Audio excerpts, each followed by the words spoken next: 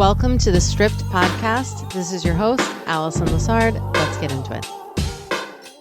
All right, story time. So Robyn just dropped a new song after 7 years off, and it's called Dopamine. I know it's just dopamine,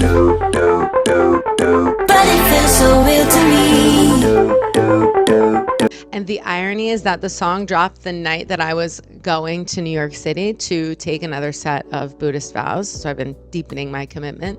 And I was just thinking about the difference between dopamine and devotion and how my whole life used to revolve around chasing the high. It was like chasing my career identity and climbing the ladder in Manhattan, chasing the high in my relationships, chasing the high in my spiritual practice and hopping around from one thing to the next thing, boop, boop, boop, boop, boop, like novelty chasing. And I just couldn't help but laugh and think like, what perfect timing. So perfect opportunity to tell a little story with you guys and just share the difference, in my opinion, between the dopamine and devotion, especially because so many people are still chasing something and wondering why they aren't satisfied yet. Let's get into it.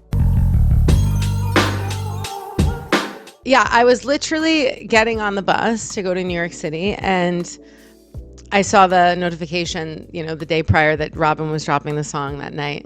And when I heard it, I really thought to myself, like, the lyrics really hit, because she's saying, like, I know it's just dopamine, but it feels so real to me, And I've noticed over the last couple of years, because I decided to choose this Buddhist path and actually stick with it.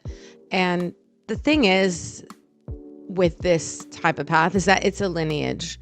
And so when you get on a path that's a lineage, that's based, on teacher-student relationship, number one, you need a teacher. You can't learn this stuff if you don't have a teacher. And I don't mean like a teacher, like an occasional teacher that you drop in and then you're like, all right, whatever, I'm going to go do all these other things. It's like at a certain point, you choose a teacher and then you have to ask them to teach you deeper.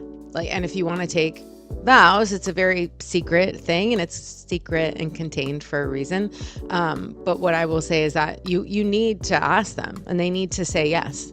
And then you start to form a relationship with a teacher. And as you deepen, on your path and maybe go all the way, if you want to go into like tantric empowerments, it's a whole thing. It's a whole thing. It's like you're marrying your teacher in your mind, basically. And so eventually that's the point that you get to, because you're trying to use them as the sort of holy object. It's guru yoga is what we're practicing, actually. So anyway, I was on the bus and I was thinking a lot about my past lives, meaning in this lifetime. I used to live in New York, and I lived there for a really long time, and I was in corporate in the hospitality industry in my early 20s all the way up until my early 30s, and then I left and went to Miami and started a career in the healing arts.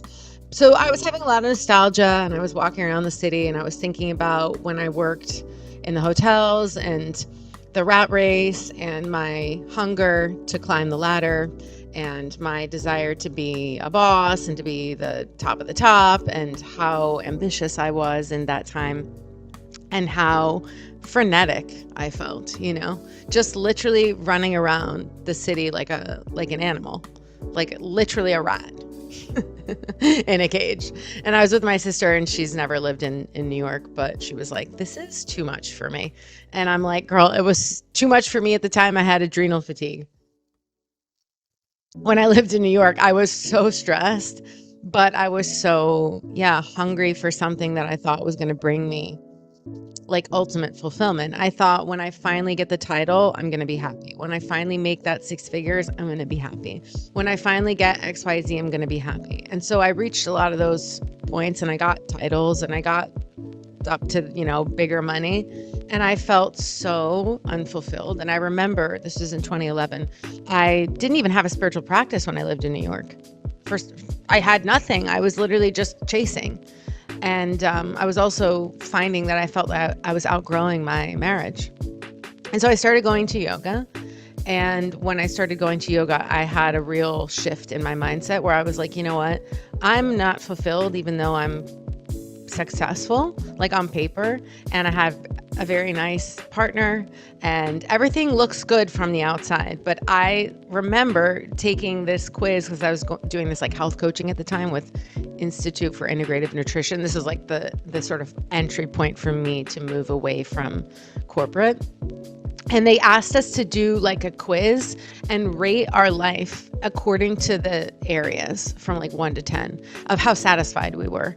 And I just remember that in my spiritual life and in my work life, and also I feel in my relationship life at the time, like the scores were like super low. Like I remember spirituality being like a 1 out of 10. Now it's like a 10. Now it's like a 15 out of 10. Cause like that is a lot of my life is my spiritual practice. And so, yeah, it was that eye opener. I felt at that point, I started to realize when I started to do yoga, instead of being insane and going to spin classes at Crunch 4 days a week after I was in the rat race at work. And then I would literally run to the gym and then I would get on the spin bike and then I would go 100 miles an hour in a spin class. And then I would run to get dinner at, Whole Foods in Union Square. And then I would run to the train and then I would run back home and then I would get up to do it all over again in the morning. Just thinking about it makes me want to cry. But I did it for like 8 years. Okay. I paid my dues to have my peace now, but thinking back, it was like, what the fuck was I striving for? But that's how we're conditioned, So this was a wake up call. And when I went to yoga and I started going regularly to the studio, I started to hear myself and I started to really tune in and be like, what am I doing? I am not happy. Like I had to really admit to myself, I'm not happy and I've worked my ass off and I feel empty inside. Like I actually was kind of satisfied at work in the sense that I enjoyed the team and I liked what I was doing in some capacity, but I did feel an emptiness and I felt a real lack of connection, beyond just the sort of material realm. And so this was the beginning of the end for me. This is where I was like, I think I need to leave New York. And that was really hard. And my partner at the time didn't want to leave because he was also very successful in his career. He was in the restaurant industry. And he had no interest in going to Miami. He was like, fuck Miami, I hate Miami. So, but we went and then split like within a year. So it was the beginning of a new life for me. And I started thinking about on the bus ride the other night, how ignorant I was, and not in a judgmental way, like in a truly, I was misunderstanding my reality. And then I thought, that the relationship, when I finally got married, like, oh, this will solve it. It didn't. And then when I got the divorce, I thought that'll fix it. And that didn't. And then I got into a new relationship and I thought, oh, this will definitely fix it. And it didn't. And then after the next heartbreak and the next disappointment and the next job loss, I moved to Miami and I just kept getting fired and I kept having these like huge stumbling blocks. And I was like, I left my whole life in New York for what? To go work minimum wage and be broke and be tired and be burned out and be heartbroken? What the hell am I doing here now? So then I went through a whole nother death and sort of rebirth. And that leads me to fast forward. What's really interesting, and there's never any accidents, my trip to New York for the vows ceremony the other night was exactly like to the month, almost to the day, 20 years from when I moved to New York, because I moved to New York in November, I believe 2005, and I was there November 2025 to take these vows. And so I already had a set, and then this is my second sort of commitment. And so I couldn't believe it. I was like, wow, 20 years, full circle moment, like almost to the day, and in a completely different mindset with a totally different perspective. And I was walking around the Lower East Side and I was walking around, the city, just thinking to myself, like, just seeing it through different eyes. And so when it came to devotion, like I got to a point in my journey where I was like, I need to pick something and stick with it, because I realized that there was a part of me. How did I know that I was running and chasing the highs? Because what I was attracting were situations and people, whether it were, clients in my current business or, the partners or love interests that I had attracted, all had one foot out the door of their situation or of our situation. And I was like, why would I attract people that are not going all in? Why am I attracting people who are afraid of commitment? Why am I attracting people who are a little bit emotionally unavailable? Why am I attracting people who are avoidant? Why am I attracting people who are resisting being seen fully? Hello, mirror. That was me. Okay. So the more that I realized over time, and it had to happen a lot of times because I'm stubborn, so I wasn't getting the message, but it finally clicked. There was something going on within me where I wasn't all in. And it was hard to look at, and it was triggering, and it was confronting to my ego. And a couple of years ago, I realized I've still got one foot out the door searching for the better thing that's going to save me. Maybe it's going to be the next person, the next lover, the next spiritual practice, the next book that I read, the next teacher that I meet, the next coach that I pay $10,000 to. But I had to pay a lot of people and spend a lot of money and put in a lot of effort to realize that those things were not saving me either. I was still suffering, and I had done so much inner work at this point. So this was like beginning of 2023. And that's when I landed in a Buddhist class about relationships. And I was like, asking the teacher at the time, I have done 15 plus years of dedicated spiritual work and personal development and therapy and all the things to figure out why the fuck my relationships are not the way that I would like them to be, or why the partnership isn't the way that I want it to be, or I didn't have a partner. I was like, why am I still single? And I've done all this work and all these different things, right? And it wasn't until I heard these Buddhist teachings that something different started to land. And I quickly realized, the more that I studied, that if I wanted to have a result here, I was going to have to commit. Well, nothing's accidental. So about a year after I was studying, I decided to take my first set of vows. Some people wait 10 years to take vows. For me, it was sooner. I think all that work leading up to this point, I had the karma for it. So I was like, why not? Just go for it. I had my hesitations. It required being totally sober. No more anything, no alcohol. I wasn't into drugs, but I was definitely, I like to drink sometimes. And I was like, no more drinking. Also, certain ways of being, ethical, conduct. And, I personally had a lot of sexual misconduct in my orbit over the years. And I know that that's a karma that I brought in to this life to clean up. And it's really interesting that I went from being hypersexual to being completely abstinent for a very long time. Like all in all, like over a decade, minus, let's say, like on one hand, I could count the number of times that something happened. Other than that, completely abstinent. So it's really been an interesting journey, because purging the attachment even to sex and to validation, even the high sexually that I was addicted to, I realized when I withdrew that energy and I started to focus all of my sort of sexual energy and my attention on my spiritual practice, like, number one, it really accelerated things. And number two, I realized what an energy leak it was, how much I was actually betraying myself by seeking something outside of me. And it totally shifted my perspective on partnership. And so I'm not saying that sex isn't important or that I don't enjoy it, because I do. I'm saying it's not the motivation that it used to be, in an ignorant way. It's like, I know how powerful sex is, and I know that a strong sexual connection is really important to me in a relationship, but there has to be that spiritual component, and the other person has to be on that wavelength. Otherwise, it will never work. So that changed the way that I was, looking at men. And the way, and not this is not in a judgmental way. This is in a total mirror way. Who am I attracting? Because what type of men are attracted to me? Because that's showing me exactly where I'm at still. Mentally, emotionally, energetically, spiritually, karmically. I need to learn. So I used a relationship as a mirror, and it was my practice, is my practice. And, in this Buddhist lineage, there are tantric practices that you do with a partner as well. That's like part of the lineage. I'm not there yet, but that's like the track that I intend to be on. And so bottom line, I chose the Buddhist path, and I was like, if I take vows, let's see what happens after a year. Let's see how I feel. And in keeping them, I mean, number one, my life is improving all the time. It's like I really noticed the ways that I was being sloppy, that I was being out of integrity, or yeah, just like slightly betraying my integrity. It creates a real domino effect in your life.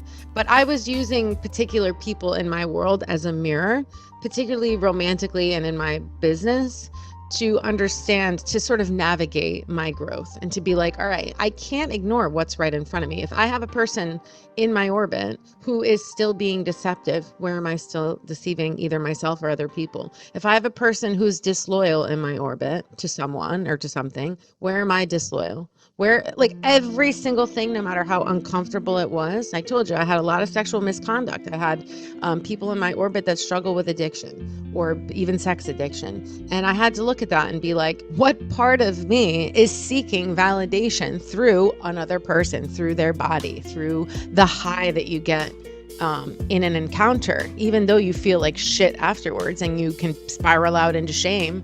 There's something you're looking for in that moment of that compulsion to get something out of an encounter with a person sexually. Like, addiction is just a habit of the mind. It's a misunderstanding. Any suffering we experience is a misunderstanding of reality. You think that the pleasure is coming from the person. Well, why do you feel pain later? If pleasure came from other people, why isn't it lasting? Why isn't it permanent? Why doesn't it stay? And it never does, because the pleasure isn't coming from out there. It's coming from your mind. It's coming from our mental impressions that we have to create through mind, body, speech. That's what the vows help us do.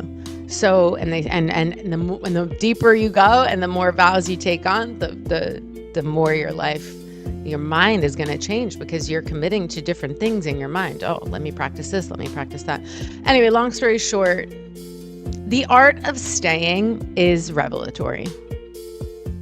I have never experienced more change than I have in the last couple of years that I decided to commit to something and actually stay with it. And the deeper I go and the more that I commit to my teacher and the more that I am seen by this person, the more that I'm learning about myself. And it is, like I said, it's illuminating and it's really confronting sometimes. There's shit that I don't want to look at that I have to look at.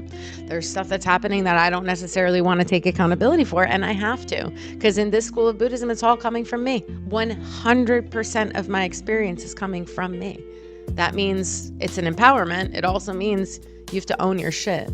So that's just what was on my mind this week, the power of devotion. And this is also how I've been shifting how I'm working with people. So in the past, I had more like short-term offerings, and I realized over time, it's just not enough. It just doesn't work. Like, I'm the type of person, I also have a very small circle of friends, and it's deep. So it's like that tight and right, like the circle is tight, but it goes very deep. And I've noticed that because a lot of my clients are long-term, like they've been with me since I started YouTube like 10 years ago. Those are the people I've formed relationships with. We're going deeper still. And then when new people come in, it's like, I like to form a relationship with my clients. It's not transactional for me. So a lot of times when I do something quick, it's not like I can't do it. It's like I don't enjoy that as much. What I enjoy is the intimacy of a long-term relationship. I enjoy mentoring people over time, not for 6 weeks. So I've changed my offerings, and they're still changing, and I'm not 100% sure what it's going to look like as we go into the new year. But right now, I've got 2 ways to work with me, and one is like an offer called the threshold, which is if you're going through an identity death as a creative, like a spiritual creative like myself. So, because those are the people that were kind of booking with me already. And then I've got this long-term container called Alchemy. There's no sales page yet. But if you want to come in, you can come and apply and we can talk about it. But I think it's going to be for a year minimum. I had it for 6 months or for a year. And the more that I sit with it, the more that I really only want to work with people that will go there fully. And you can definitely have a transformation in 6 months. But personally, like I've run women's groups for a year, like Rose Temple, and a year barely scratched the surface, if I'm being honest. Because why? Because you start to get resistance, and then you need to integrate, and then you need time, and then shit's going to happen, and then plot twists, and then, another plot twist. And so it's like it's not linear. You know what I mean? It's kind of wobbly and it's like spirally. So even within a year, so many things can transform. But if you don't commit mentally and physically and actually say, you know what, I'm really going to do this and I'm going to put my whole ass into it, you don't get the same type of result. And it's not the same like alchemical process. It's like I could just study Buddhism and not take the vows, but for me it felt cheap. It felt like I'm actually denying myself one of the most powerful gifts, which is a path out of suffering. And if I don't do this correctly and I don't go all in, I'm not going to get that result. So don't bullshit yourself, you know? So that's the point that I'm at. I really don't want to do anything unless it's going deeper, because that's just where I'm at in my journey and in my work. So that's what I've got going on. So the links are below for that. And like I said, I will probably have a little page for alchemy soon, meaning this year-long container. Obviously by application, it will only be for a very small amount of people, because if we're doing it for a year, it's for a year minimum. But you guys, you want to come out a different person, you've got to say, I'm all in. All right. So that's my story for today. I hope that helped you, resonated. I don't know, you got a little nugget or something landed for you. And I can't say how beautiful it is, actually, the sort of deepening that's happening, how powerful it is to know that when you stay with something, just like if you choose a partner, like a spiritual partnership, and you're in that union, even if you're not together yet, but let's just say that person's in your orbit, like starting to use them as your teacher, as your mirror, truly, always, is an incredibly powerful practice that could, really transform your relationship life. It could lead to more, not that you want to be attached to that, but I'm just saying, like, the things in your orbit now are not there by accident. You created them. So then you need to use them wisely. That's what I can help you do and go deeper. All right. I love you guys. I will see you on the next one.